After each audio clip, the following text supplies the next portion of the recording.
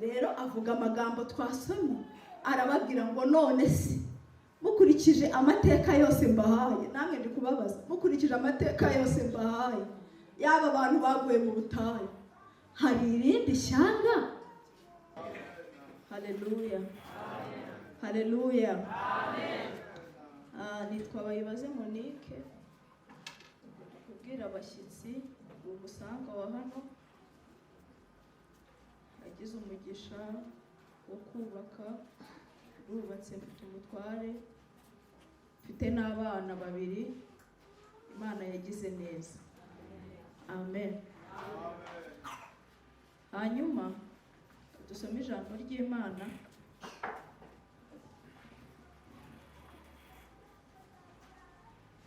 turasoma muri Zaburi ya 73,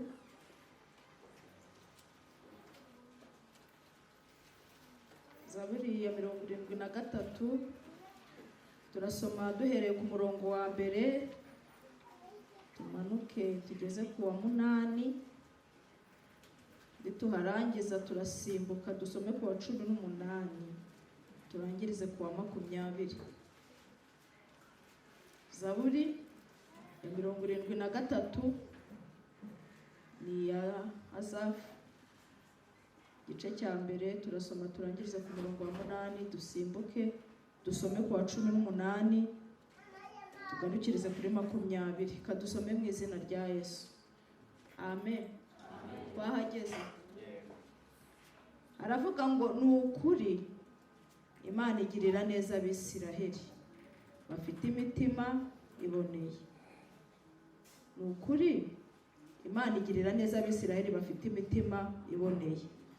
Ariko jyeweho ibirenge byanjye byari bugufi bwo guhanuka, intambwe zanjye zari zishigaje hato zikanyerera, kuko nagiriraga ishyari abibone ubwo narebaga abanyabyaha baguwe neza, kuko batababazwaga mu ipfa ryabo, ahubwo imbaraga zabo zirakomera, ntibagira imibabaro nk'abandi, ntibaterwa n'ibyago nk'abandi. Ariko turi kumwe.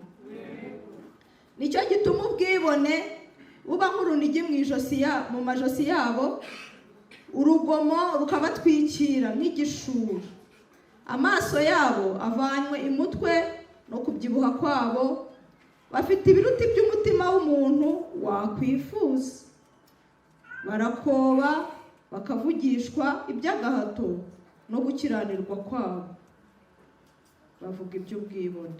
Dusimbuke yumva ibindi kuri 18. Ni ukuri ubashyira ahanyerera, urabagusha bagasenyuka, arega bahindutse amatongo mu kanya gato, ubwoba bw'uburyo bwinshi burabatsembye rwose. Nk'uko inzozi zimeze iyo umuntu akangutse, niko nawe mwami nukanguka uzasuzugura icyubahiro cyabo cy'igicucu. Amen. Amen. Reka twongere dusome ijambo rimwe riri mu Gutegekwa kwa 2, igice cya 4. Gutegekwa kwa 2, igice cya 4, turasoma duhere ku murongo wa mbere tugende tugarukirize ku murongo wa 7. Gutegekwa kwa 2, paje 173. Gutegekwa kwa 2, igice cya 4, turasoma duhereye ku murongo wa mbere, ariko cyane gendereye umurongo wa 7. Umutwe w'amagambo uravuga ngo urubyiruko rw'Abisiraheli bigishwa ibya Sinayi. None mwa Abisiraheli mwe, mwumvire amategeko n'amateka mbigisha, muyitondere kugira ngo mubeho, mujye mu gihugu Uwiteka Imana ya ba sekuruza banyu baha mu gihindure. Nimukongere ku mategeko mbategeka, nimukayagabanye, mubone kwitondera amategeko y'Uwiteka Imana yanyu mbategeka. Amaso yanyu yiboneye ibyo Uwiteka yakoreshejwe n'ibya Bali Peori, kuko Uwiteka Imana yanyu yarimbuye abantu bose bakurikije ibya Bali Peori, ikabakura hagati muri mwe. Ariko mwebweho abifatikanije n'Uwiteka Imana yanyu muracyariho mwese uyu munsi. Dore mbigishije amategeko n'amateka uko Uwiteka Imana yanjye yantegetse, kugira ngo abe ariko mugenzereza mu gihugu mujyanwamo no guhindura. Nuko mujye muyitondera muyumvire, kuko ariko ubwenge bwanyu n'ubuhanga bwanyu mu maso y'amahanga azumva ayo mategeko yose akavuga ati, ni ukuri iri shyanga rikomeye ni ubwoko bw'ubwenge n'ubuhanga. Turi kugendana. Murongo wa 7 nababwiye ko ariho ngenderera. Mbese hari ishyanga rikomeye rifite Imana riri hafi nk'uko Uwiteka Imana yacu tuba hafi iyo tuyambaje? Hariho akabazo. Mbese hari ishyanga rikomeye rifite Imana riri hafi nk'uko Uwiteka Imana yacu ituba hafi iyo tuyambaje? Mwami Imana yacu, turacyari imbere yawe. Si uko mwene data atansengeye, ariko nanjye ndakwinginze ngo tubane uyu mwanya uba w'umumaro kuri bene data, nanjye tugiye kuganira. Ndakwinginze ngo ufashishe ubuntu bwawe n'imbabazi zawe. Ntabwo namenya iby'imitima y'aba bantu ikeneye, ariko umwuka urondora byose agenda amenya icyo buri mwene data yifuza, ukimuhe kubw'ubuntu bwawe. Icyo nongeye kurwanya n'imbaraga zose z'umwijima, imbaraga zirwanya ubutumwa bwiza, uburyo bwose zakoreramo ntarondoye muri aka kanya. Reka izo mbaraga zitsindwe mu izina rya Kristo Yesu. Ubane natwe, amatwi yacu afungukire kumva ibyo dushakaho, kugira ngo tubashe gukira mu izina rya Kristo Yesu. Amen. Haleluya. Yesu ashimwe. Muramfasha? Hari mushobora kuba munaniwe bitewe n'amasaha se cyangwa nuko muri mu masengesho, ariko muramfasha. Amen. Haleluya. Iyo mvuga mukanyikiriza bigenda bimutiva, bimpa imbaraga. Biravuna kwigisha abantu bacecetse cyane, ubona barangaye, biravuna. Mumfashe rero, ntabwo ndabarambira, ndagerageza gukoresha umwanya mutoya. Icyo Imana yagambiriye muri aya masengesho iragisohoza. Amen. Haleluya. Tugiye kuganira ijambo rifite umutwe uvuga ngo inyungu zo kubabwa hafi n'Imana. Amen. Amen. Ikinyarwanda ndi kuvuga kirumvikana. Inyungu cyangwa se amahirwe ari mu kubabwa hafi n'Imana. Haleluya. Yesu ashimwe. Dusomye ijambo muri Zaburi ya 73, ni ya Asafu. Yatangiye avuga ngo Isiraheli ngo aguwe neza, abayeho neza kuko ari kumwe n'Imana. Ariko hepfo avuga amagambo abantu benshi dukunda kugira, ari mu gihe agiye kuvuga mu gihe abantu benshi bakunda kunyuramo cy'amaganya no kwiheba, rimwe na rimwe bagasa nk'abicuza ku gakiza bakiriye.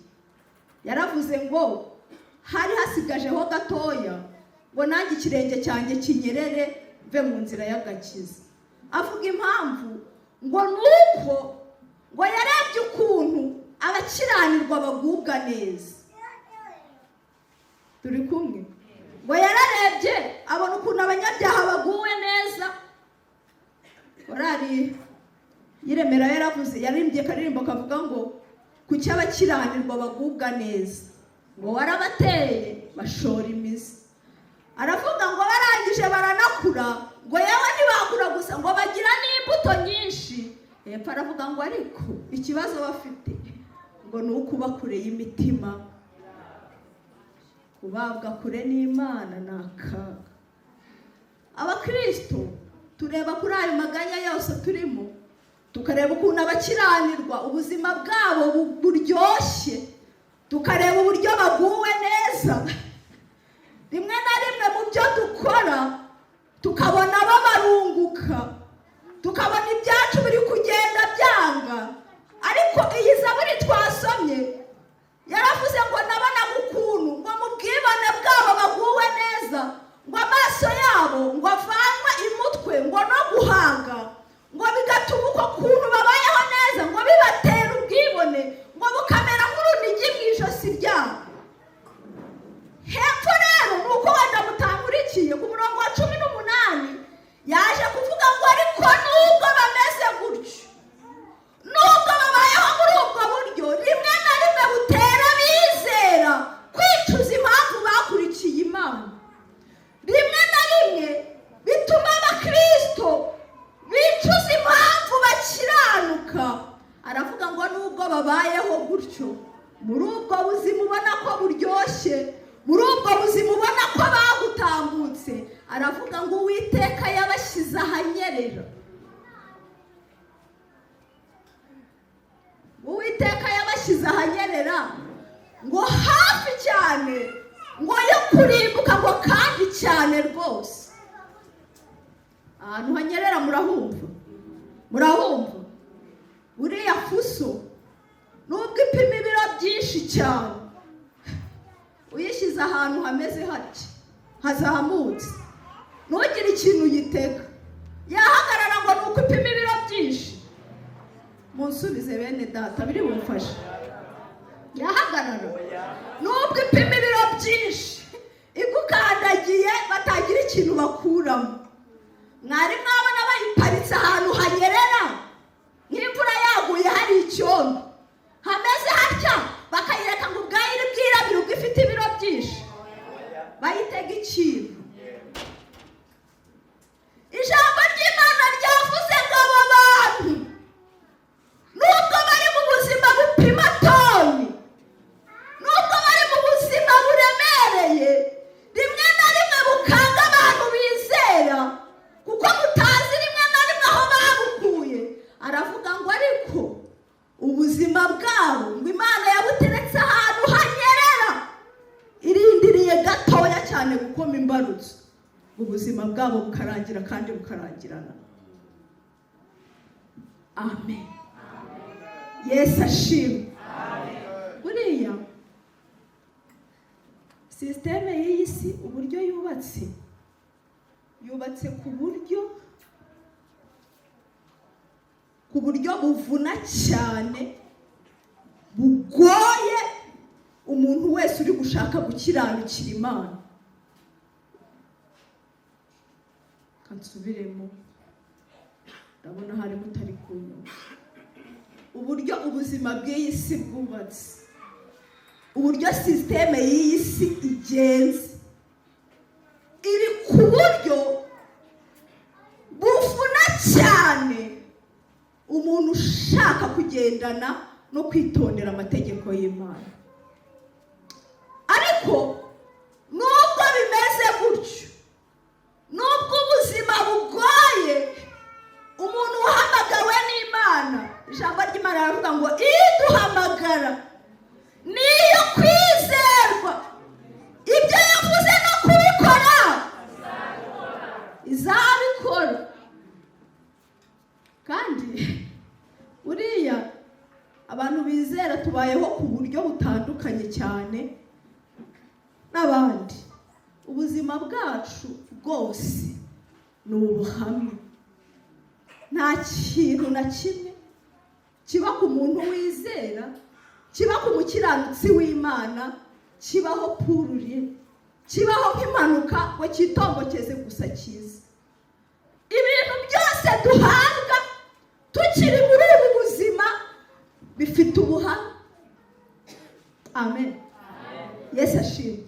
Ibintu byose dufite muri ubu buzima tugenda duhabwa byose bifite ubuhamya. Amen. Yesu ashimwe. Byose bifite ubuhamya, kandi ntabwo ari ubuhamya gusa, ahubwo byose bibereyeho kugira ngo izina ry'Imana yacu rihimbazwe. Uwatwigishije kare yari yaduhaye insanganyamatsiko ivuga ngo ni ikigeragezo gitinze, amashimwe ava mu kigeragezo kirambye. Impamvu Imana inyuze umuntu muri ubwo buzima bugoye, tukabaho muri iyo sisiteme igoye, ni uko ubuzima bwacu bwose bubayeho kubw'impamvu, kandi ntabwo ari impamvu yo gusa, ni ukugira ngo izina ry'Imana rihimbarizwe muri twebwe abayizera. Abana tubahabwa kubw'umugambi w'Imana, gushaka dushaka kubw'umugambi w'Imana, byose biba bigiye bifite ubuhamya, kandi ubwo buhamya nta kindi ni ukugira ngo izina ry'Imana yacu rihimbazwe. Amen. Haleluya. Reka mbahe urugero rumwe. Tuzi inkuru za Penina na Hana. Amen. Uriya Hana, iyi Imana iza kumuha umwana ako kanya gishaka, uko Penina abyaye nawe akibyarira, yabyara uwa mbere nawe akabyara ejo, yabyara uwa kabiri nawe agakurikizaho. Murumva twari kubona ibintu bidukomeza? Twari kubibona? Ni kubabwira ngo ubuzima bw'abizera, akantu kose duhabwa, agapromosiyo kose tugira mu buzima, kaba n'ubuhamya, kaba kagira ngo kazakomeze n'abandi bazakurikiraho bazizera izina ry'Imana. Ubu se mwari mwumva amazina y'abana ba Penina? Mwari mwabumva? Narasomye ngo ndebe ko bavuga ngo nuko rero Penina yabyaye kanaka abyara kanaka, ariko umwana wa Hana yarafuzwe. Ndi kubabwira ngo ubuzima tubayemo nta kintu na kimwe kiba ku muntu w'Imana, kiba ku muntu wizera, kiba ku mukiranutsi, kijya kiza kidafite impamvu, kiba gifite umugambi munini cyane wo kuzahesha izina ry'Imana icyubahiro. Ntabwo mwanyumvisha? Ikintu cyose, ubuzima bwose uzanyuramo, bwaba bukarishye, bwaba bushaririye, nawe ubwawe utiha amahirwe, wishaka ukibura, ukabona isi yaragutambutse, aho ngaho wumva byanze, wumva ushaka igisubizo cy'ubuzima bwawe ukakibona, hahishemo ubuhamya bukomeye buzakomeza abandi bantu bakizera Imana kubwawe.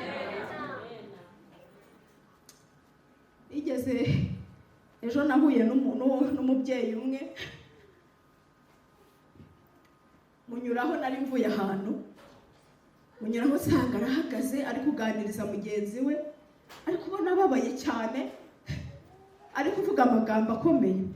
Aravuga ati nashatse Imana, narasenze bihagije, wenda ari na hano sinzi. Ati nashatse Imana, narayisenze, narayihamagaye.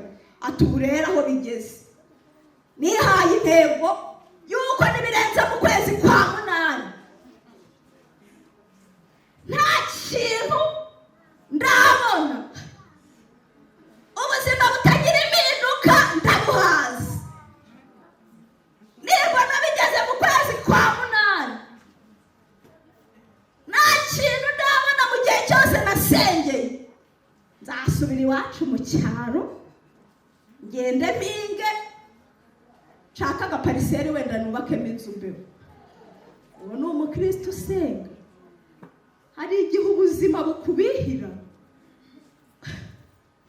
ukagera ufata imyanzuro nk'iyi ikarishye. Yewe natangiye gusenga mbishyizemo imbaraga kuva muri 2007. Navuga ngo ni nabwo nari ngikizwa. Navukiye mu muryango w'abakristo dusengera muri ADEPR. Hari abantu bamwe bajyaga baka amarekomandasiyo babaza ngo mwakijijwe ryari, ngo twebwe twavutse dukijijwe. Ngo twebwe rwose mwitwaka amarekomandasiyo, ngo twebwe twavutse dukijijwe. Nanjye rero navutse kijijwe, navukiye mu muryango w'abakristo, ariko navuga ko natangiye gushaka Imana cyane guhera muri 2007.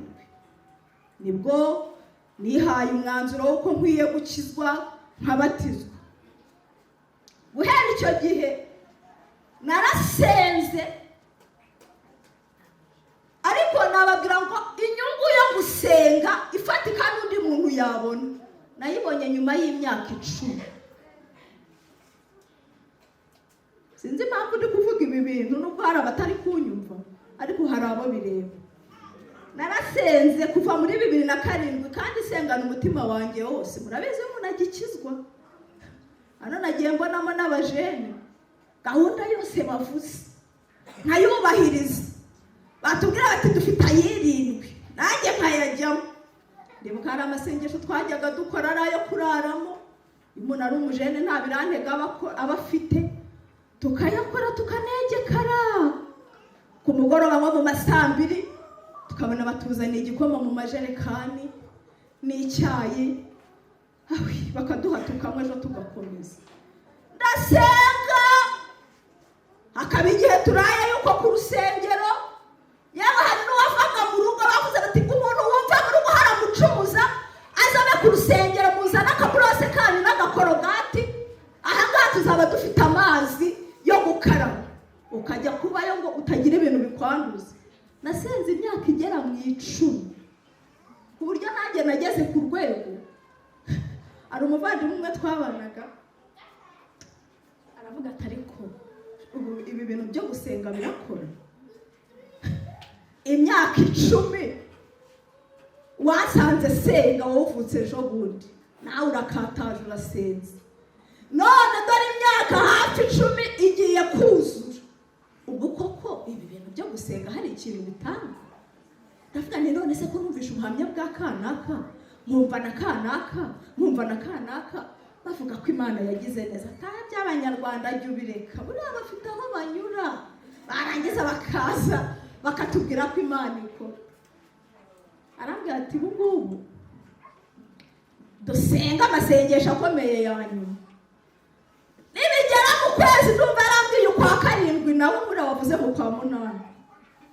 Nitugezeho hose ari wowe nta kintu kizima wari wanyereka cy'ubuzima busanzwe, nanjye ntacyo ndabona. Ntabwo yambwiye ngo turagwa, yaravuze ati turagenda twimuka tujya ahantu kure mu ntara. Twe tuvuka inaha mu mujyi Kigali, tugenda ahantu abantu batatuzi, dukuraho na telefone ntazagira umuntu wongera kumenya amakuru yacu, dutangire ubuzima bushya. Ariko naho ubuzima bw'umuntu bwageraho hose ugasenga ukabona biri kwanga, ubuzima bw'umuntu wizeye bwose bubaho kubw'umugambi w'Imana. Amen. Yesu ajya akora. Twasomye ijambo rivuga ngo nta rindi shyanga ni Mose. Mose yaribwiraga urubyiruko rw'Abisiraheli, ndabona munaniwe ntabwo ninjira mu mateka yabo nubwo byari byiza. Uriya kenshi umuntu avuga ibintu hano bitewe namwe. Uko mugenda mwereka umuntu uko mukeneye kubyumva bigenda biza, umwuka agenda bizana byinshi.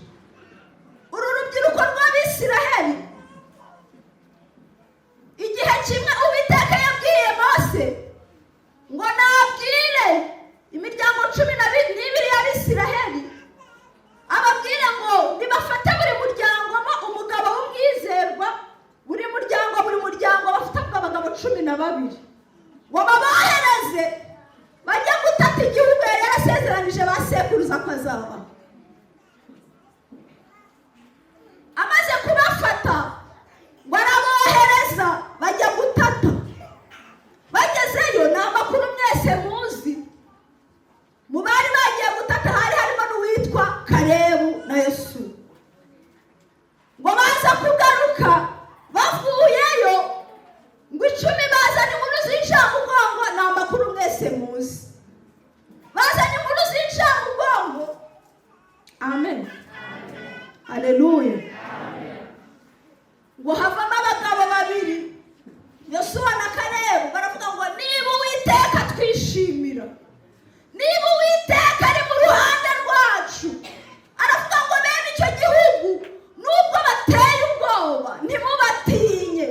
Aravuga ngo niba twishimira azakiduha. Aravuga ngo ntimutinye bene icyo gihugu kuko tuzabarya nk'uko umuntu arya imitsima. Bamaze kuvuga ayo magambo ngo Abisiraheli batera hejuru bararira. Ndi kugira ngo mbabwire uru rubyiruko bose yari ari kubwira ngo mbese hari irindi shyanga rikomeye rifite Imana iriba hafi nk'uko Uwiteka Imana yacu ituba hafi iyo tuyambaje. Amen. Yesu ashimwe. Muzi ko mu 10 bagarukanye inkuru y'incamugongo. 2 barimo bavuga ariya magambo meza tumaze kumva. Ngo Abisiraheli, buri abantu akenshi tugendera ku bwinshi bw'abantu, ikintu abantu bahaye amahirwe, ikintu abantu ubona bose bari gutekerezaho, natwe nicyo tugenderaho. Ariko Imana si uko imeze. Imana iriyaminiya, naho nta muntu n'umwe wabuha amahirwe ibyo yavuze, ihagarara ku ijambo ryayo. Naho ibyo Imana iri kuvuga yaba ari ibintu bitumvikana na gatoya, Imana ihagarara ku ijambo ryayo ikarisohoza.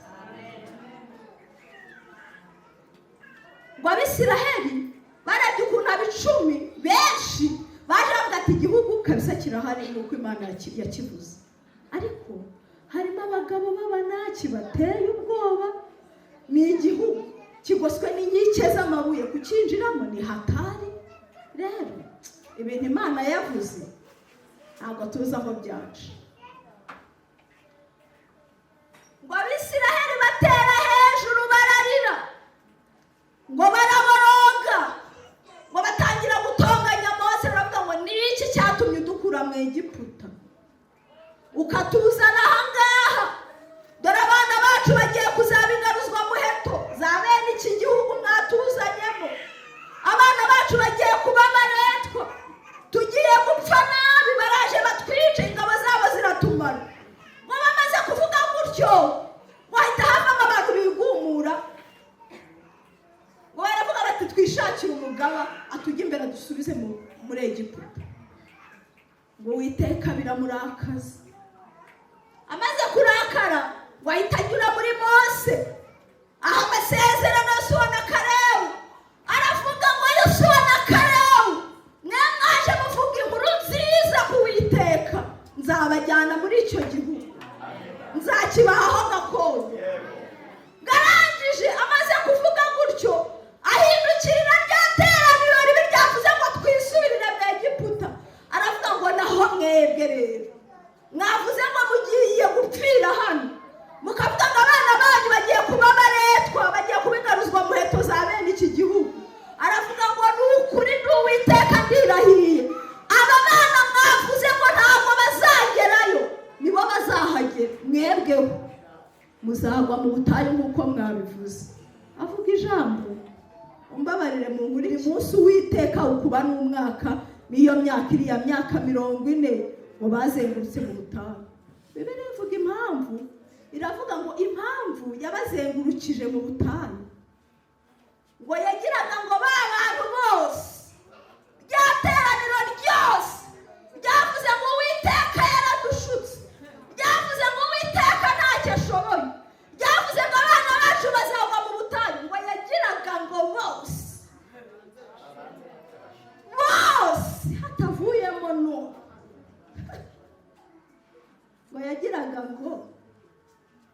babanze bashire. Kuriya kuzenguruka kw'imyaka 40 ngo Imana yagiraga ngo ibanze ibumareho. Ngaho rero aho twasomye ni aba bajene, abo bana basigaye bakomotse kuri ba bandi bagomeye Imana bakanga kwizera imbaraga zabo. Mose rero ngo abasubiriramo aya mateka yose, arababwira ati basogokuruza banyu byagenze uku n'uku n'uku n'uku, basogokuruza banyu banze kwizera Imana ibazengurukisha ubutayu, mwe mwari mukiri bato ntabyo muzi, ariko ndi kubaha amateka ngo yabazengurukije mu butayu imyaka 40 yose, kugeza igihe yabamariyeho ibonye ngo bamaze gushira. Mwumva ijambo Uwiteka yavuze, ngabonye bamaze gushiraho. Ibabwira ijambo dukunda kuvuga, ngirangije abavuga ngo nuko rero igihe mumaze muzenguruka uyu musozi naho ryavuye, igihe abo nashakaga kumara batigeze banyizera, abo nashakaga gukura muri mwebwe ngo batazabanduza ibitekerezo bibi byo kutizera, ndabarangije.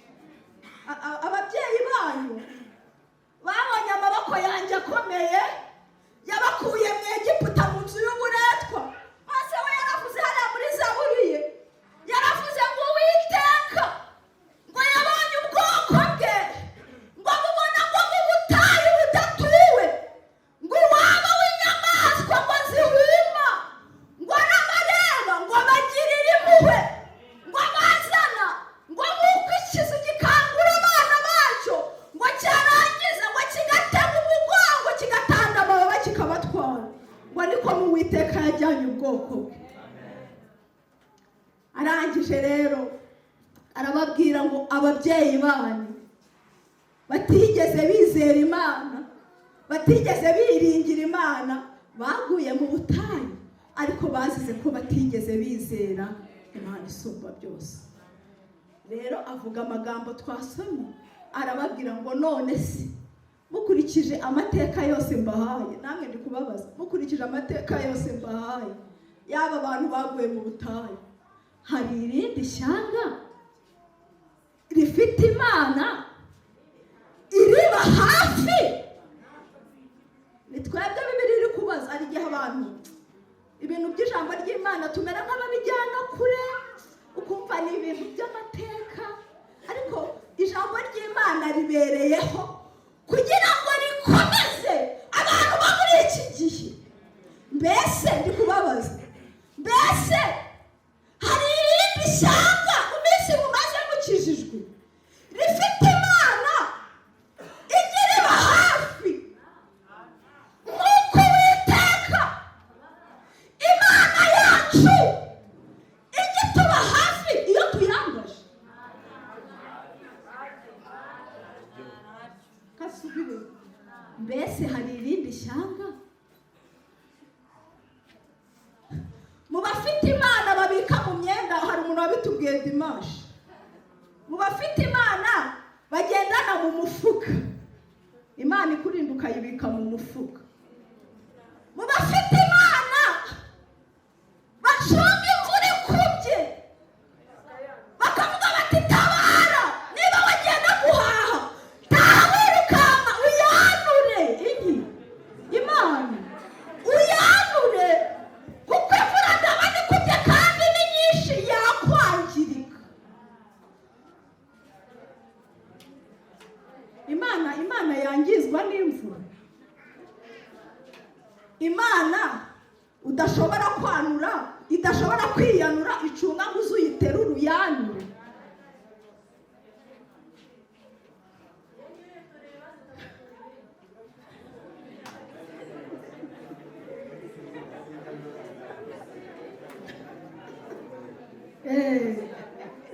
Urayisaba yarangiza ikavuga ngo nanjye nyanura, nabyo ntizi kubivuga. Mbese hari irindi shyanga rifite Imana iriba hafi nk'uko Uwiteka Imana yacu? Ibi bintu ndi kubibwira abantu bazi ko bayambaje. N'igishaka kibe kimwe kubaho kugira ngo wizere n'ibindi. Si ngombwa ngo bibe byinshi. Bahoze bavuga ngo twandike dushime Imana. Washimye iki niba ntacyo yakoze?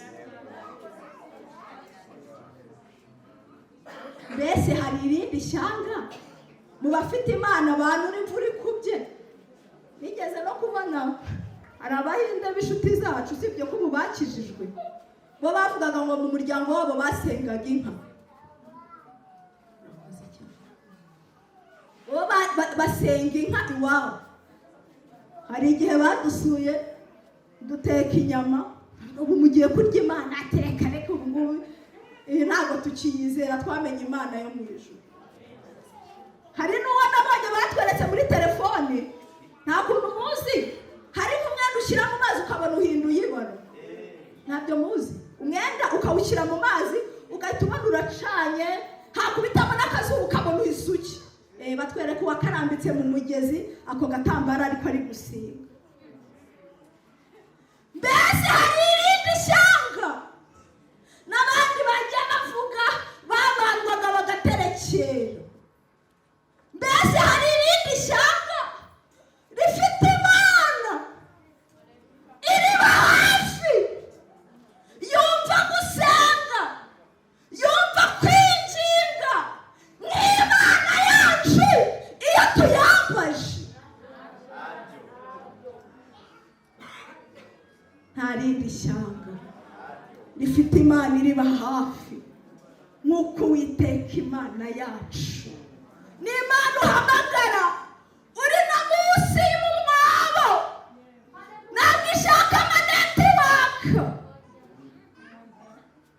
Igihe kimwe Abisirayeli bari bari kurwana n'ababisha babo, ngo barwanira mu misozi miremire, barangije barabanesha. Mwe ntabyo muzi, Imana yabo ni Imana ihimbira mu misozi miremire. Mureka tujye no mu kibaya murebe. Ariko Imana yacu ntabwo ari Imana ihimbira mu misozi miremire no hasi mu bibaya. Imana yacu irakora. Ntabwo Imana igendera kuri situwasiyo ya birakunze gusa, ntaho yabitaniye natwe.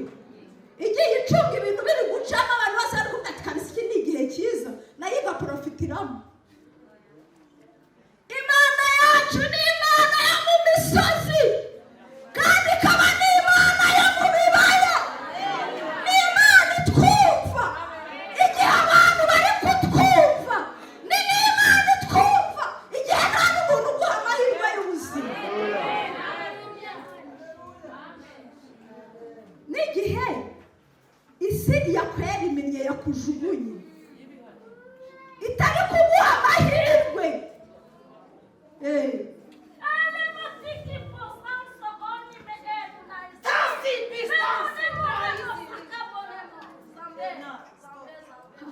Hari ubuzima wireba ukajya uvuga ngo ariko ubu ntabwo nayobye. Uvuga ati ubu ntabwo ndi umuyobi. Abantu bakavuga ati ubu wireba.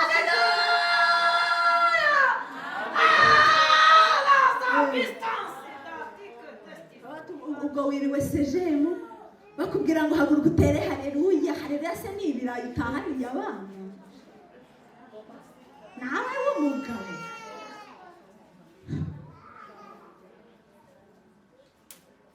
Hari igihe uba muri situwasiyo nk'uko nababwiye, ukabona ubaho mu buzima bwo kwizengurukaho, wizengurukaho uvuga atari kubu igihe nasengeye ibi bintu birakora, cyangwa ni ibyabakanaka, cyangwa se ni siyasa y'abarokore kugira ngo bibonere abantu bazi. Ntabwo ari siyasa.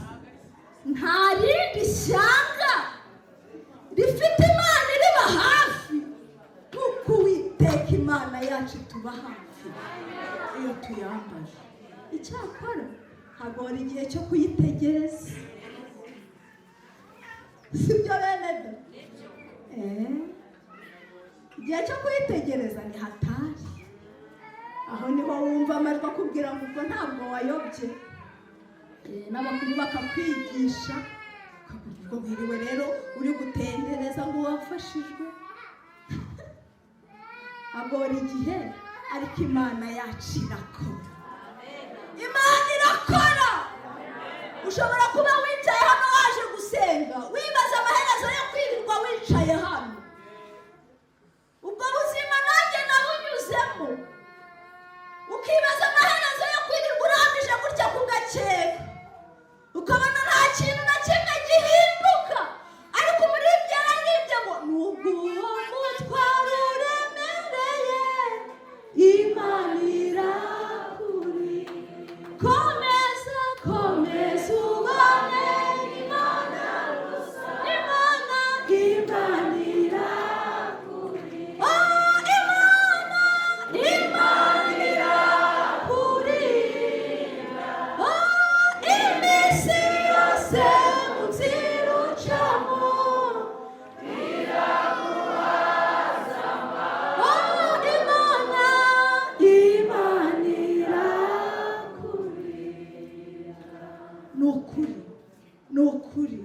Ni ukuri kubabwa n'Imana hafi ntako bisa.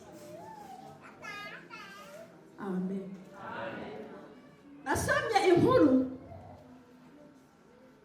mu gitabo numva ari icya kabiri cy'Abami, igice cya 18.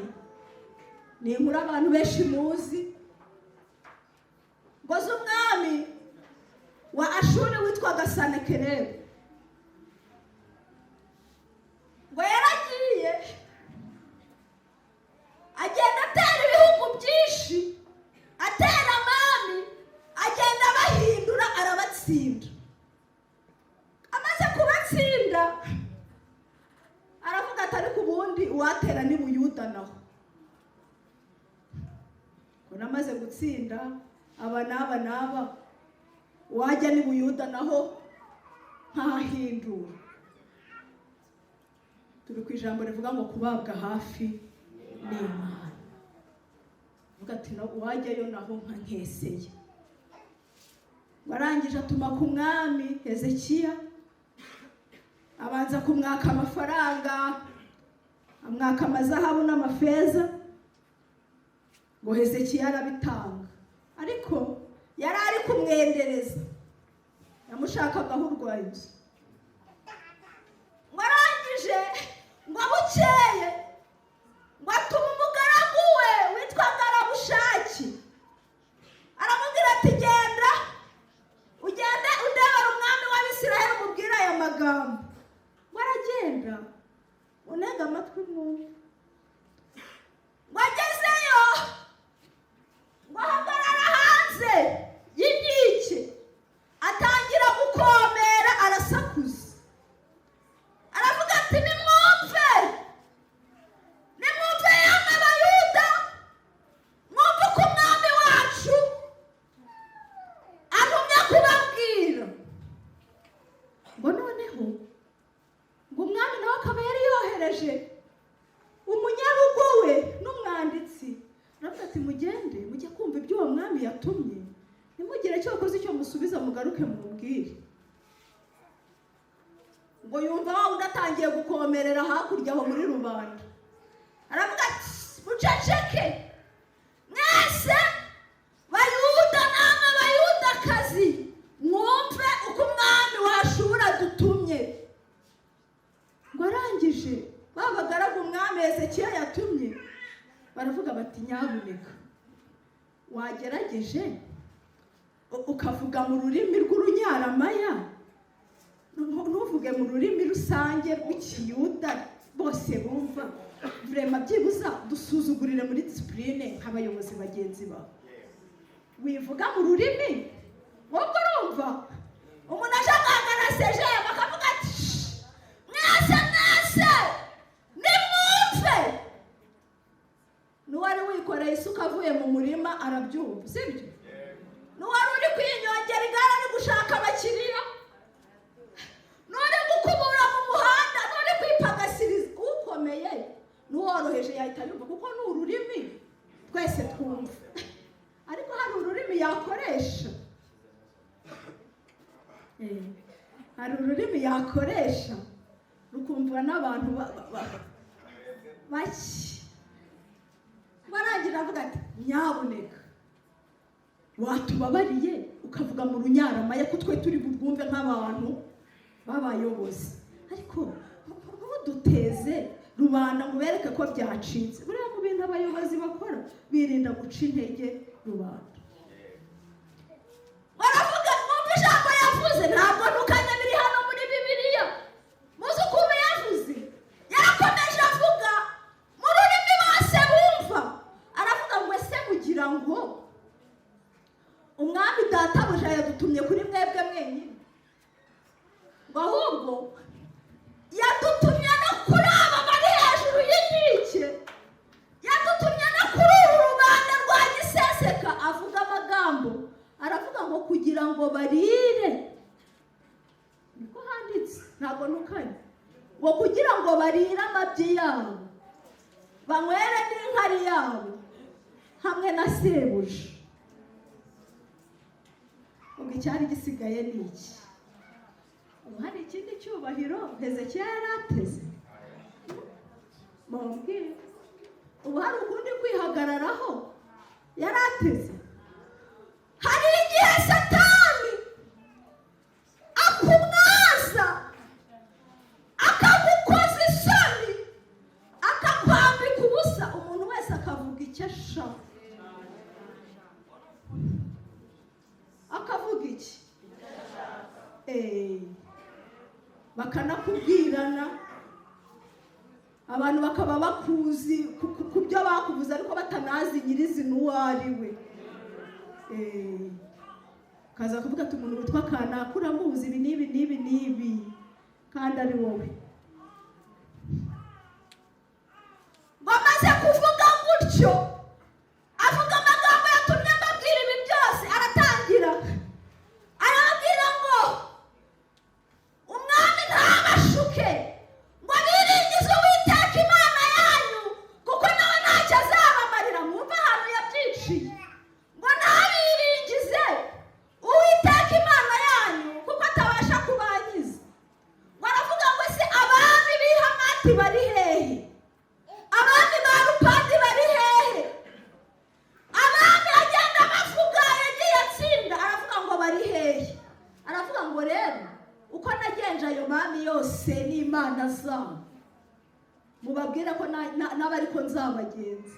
Ariko yari yibeshye, yari yibeshye ku bantu bafite Imana, yari yibeshye ku bantu bafite Imana y'Imana, itandukanye n'izo mana z'i Hamati, itandukanye n'izo mana za Rupandi, itandukanye n'izo mana zindi basengaga. Impamvu yabanesheje ni uko batari bafite Imana nyamana.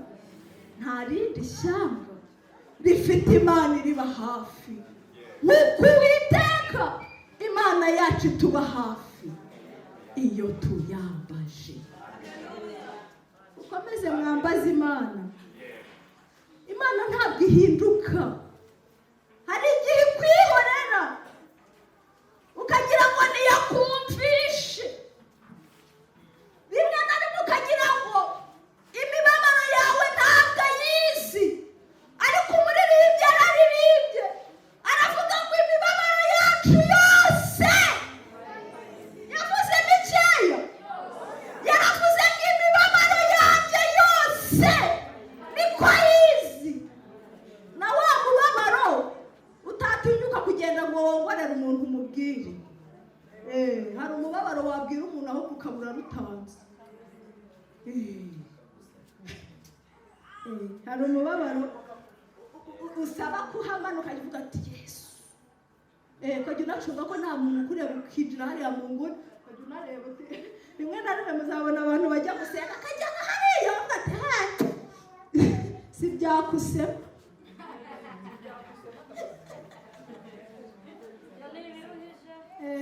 Hahandi ugenda ukitsimba hariya, ujya no gusenga kereke pare, ukavuga ati nta bantu nshaka. ukajya witaza amagurupe uvuga ati ibyanjye ndabizi, ariko umuririmbyi yaravuze ngo imibabaro yanjye yose na ya yindi yo muri kwe utabwira umuntu, aravuga ngo yose niko ayizi, aravuga ngo kandi ntabwo ayimenya gusa ngo akubwire ngo poli. Ntabwo Yesu ajya atanga poli idafite ikiyiherekeje. Umuntu niwe uguha pole kuko nyine abonye ibyo ntacyo yabikoraho, ubundi akakubwira ati hangane, ariko umuririmbyi aravuga ngo imibabaro yanjye yose niko ayizi, ngo kandi ntabwo ayimenya gusa ajya yihindura kugira ngo anezeze. Muri hera iyo mibabaro ntabwo ayumva gusa bavuga ati ntacyo nshuti yanjye mubikiye ibanga, nyine ndabyumvishe ko wanegekanye, ngo ahubwo ajya yihindura kugira ngo anezeze. Ndetse cyangwa amaze kumva izo nkuru ngafata urwandiko uwo mwami yamwandikiye ngo tuma abantu ngo mugende mushaka umuhanuzi w'Imana Yesaya, mumwereke ibi bintu, mumubwire ngo igihe cyo kuramukwa kirageze, kandi ababyeyi nta mbaraga bafite zo gusunika umwana. None nawe takambira Uwiteka Imana yawe, Imana yacu tuba hafi iyo tuyambaje.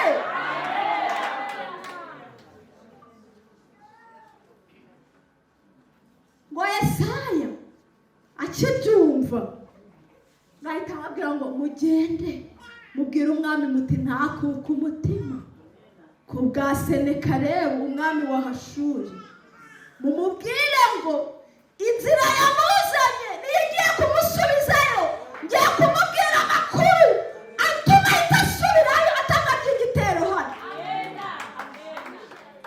Bongera amashyi nibaraye Imana ntacyo.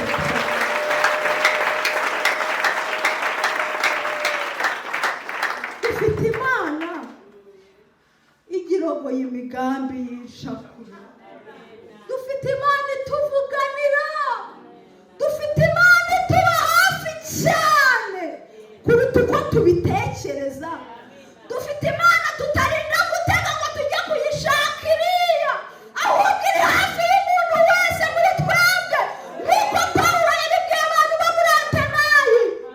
Yarababwiye ngo Imana yacu ntabwo iri kure y'umuntu wese muri twebwe, iri hafi, si ngombwa gutega kujya kuyishakira iriya, iri aho hafi. Ni Imana ituba hafi iyo tuyambaje. Soza. Haleluya, haleluya, haleluya. Hari indi shyanga ifite Imana iriba hafi, uko Uwiteka Imana yacu ituba hafi iyo tuyambaje. Ngo umwami yagabye igitero nyuma, ijambo ry'Imana nihuse. Amen. Yesu ashimwe. Ngo umwami yagabye igitero, ngo ingabo ze ziraza, ngo mu gihe ziganditseho zitegura gutera, Bibiliya iravuga ngo nta nubwo Abisirayeli bigeze baruha barwana, ngo ahubwo Uwiteka ngo yohereje marayika wayo. Yesu ashimwe. Ngo araza, ngo ingabo z'umwami wa Ashuri zamenyereye kurwana ku bintu yari yatutse umwami wa Abisirayeli, avuze ngo mu ngabo zawe nta n'umwe waza ngo byibuze anahangare kurwanya umusirikare wanjye mutoya Kadogo. Yaravuze ngo no mu ngabo zawe nta n'umwe wapima anarwanya umusirikare wanjye uciriritse hanyuma y'abandi. Ngo ariko ngo Uwiteka yohereza marayika wayo muri iryo joro, ngo araza, ngo za ngabo zose z'umwami wa Ashuri ngo arazica arazimara. Bibiliya iravuga ngo zari ingabo 185. Amen. Ntabwo mwabyumva, ingabo zitarwanya. Urumva uwo mwami we yari ameze utera, wagabye igitero muri hashize ibihumbi 185 kubizana ngo birwanye abantu byose bigapfa nta n'usambye. Bibiliya iravuga ngo Uwiteka yohereje Imana irwana ku buryo butandukanye, igira inzira nyinshi ibasha gukirizamo abantu bayambaje. Ipfa kuba ari Imana yacu kuko turi ishyanga ryera, nta rindi shyanga rifite Imana igira iba hafi nk'uko Uwiteka Imana yacu ituba hafi iyo tuyambaje. Bahaguruke dusenge. Nta rindi shyanga rifite Imana. Ntabwo mwaje gukora ubusa, muzabona umusaruro uzavamo. Hari igihe ikitugora nuko tudahita tuwubona rimwe na rimwe ako kanya, ariko muba mwabibye, mutegereze muzasarura. Muri gukora saving, muri gusevinga amasengesho, hari igihe azakora mu gihe runaka mudatekereza. N'ubundi umuyobozi wa gahunda naza akomeza dufashe gusenga. Imana ibahe umugisha.